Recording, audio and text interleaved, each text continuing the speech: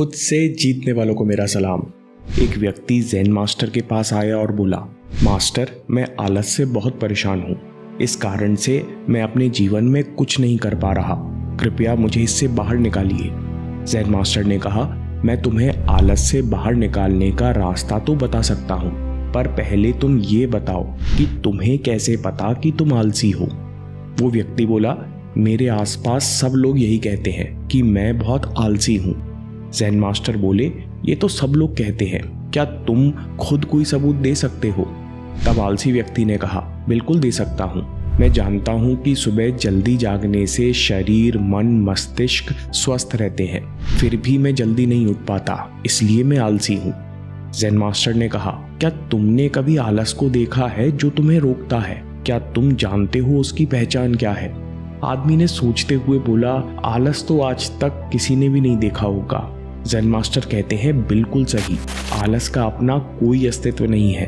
जब जीवन शक्ति में कमी महसूस होती है तो उस मानसिक और शारीरिक अवस्था को आलस कहते हैं। ज़ेन मास्टर ने कहा, जीवन शक्ति हम सबके पास है, लेकिन कोई इससे आसानी से जुड़ता है और इसका इस्तेमाल करता है, और कोई मुश्किल से इस शक्ति से संपर्क कर पाता है, जिस कारण उसे शक्ति में कुछ कमी महसूस होती है, जिसे हम आलस कहते हैं। आलसी व्यक्ति ने पूछा, जीवन शक्ति तो सबके पास है, फिर किसी के लिए इससे जुड़ना मुश्किल क्यों है?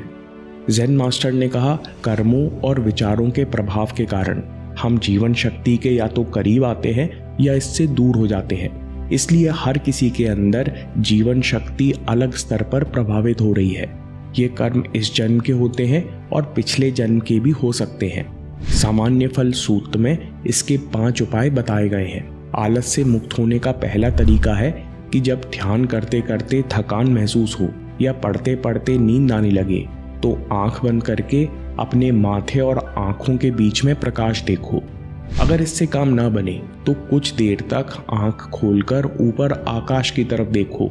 अगर इससे भी आलस ना जाए तो आंखें खोलकर गर्दन स्थिर रखते हुए चारों तरफ आंखों को 5 बार क्लॉक और 5 बार एंटी क्लॉकवाइज गोल घुमाओ। ऐसा करने से आलस में तुरंत राहत मिलती है।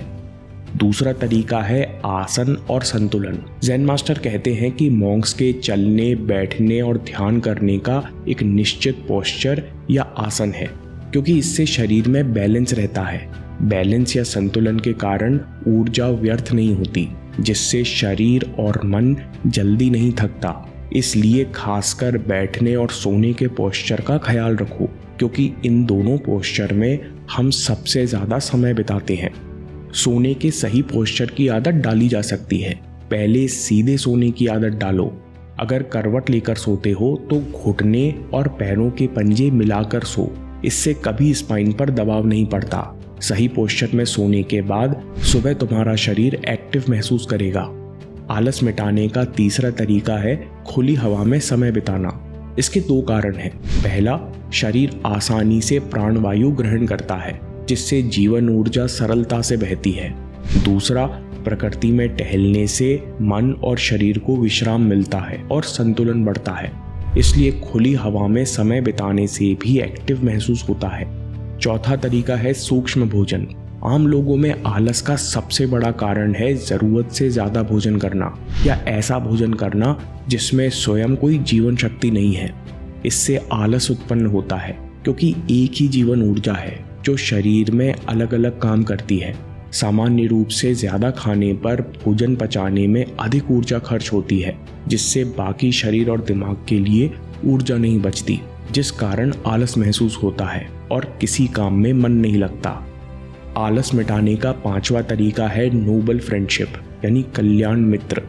ज़ेन मास्टर कहते हैं कि एक दोस्त जीवन में खिड़की की तरह होता है। अगर खिड़की अच्छी जगह खुलती है तो अच्छे दृश्य दिखते हैं। उसी तरह अच्छे दोस्त के अच्छे गुण हमको बेहतर तरीके से बोलने, सोचने, बेहतर व्यवहार करने के लिए प्रेरित करते हैं। इसलिए कर्मठ और अच्छी आदतों वाले लोगों के साथ समय बिताने से अच्छा महसूस होता है। आई एक्सरसाइज, आंखों की कसरत करने से आंखों की थकान कम होती है। दूसरा तरीका आसन और संतुलन, पोस्चर एंड बैलेंस। तीसरा, खुली हवा में समय बिताना। चौथा, सूक्ष्म भोजन। और 5वां, कल्याण मित्र यानी नोबल फ्रेंडशिप। इन 5 शारीरिक और मानसिक तरीकों से अपनी जीवन शक्ति को ऊपर उठाया जा सकता है। दोस्तों, अगर आपको ये वीडियो पसंद आया तो फूड कॉम्बिनेशन पर वीडियो देखिए कि कैसे 2 अलग तरह का खाना साथ में खाने से शरीर की एनर्जी गिरती है। आपके समय से कोई वीडियो, कोई ऐप, कोई न्यूज़ कीमती नहीं है। मैं काम के किस्से लाता रहूँगा। हम जीतेंगे।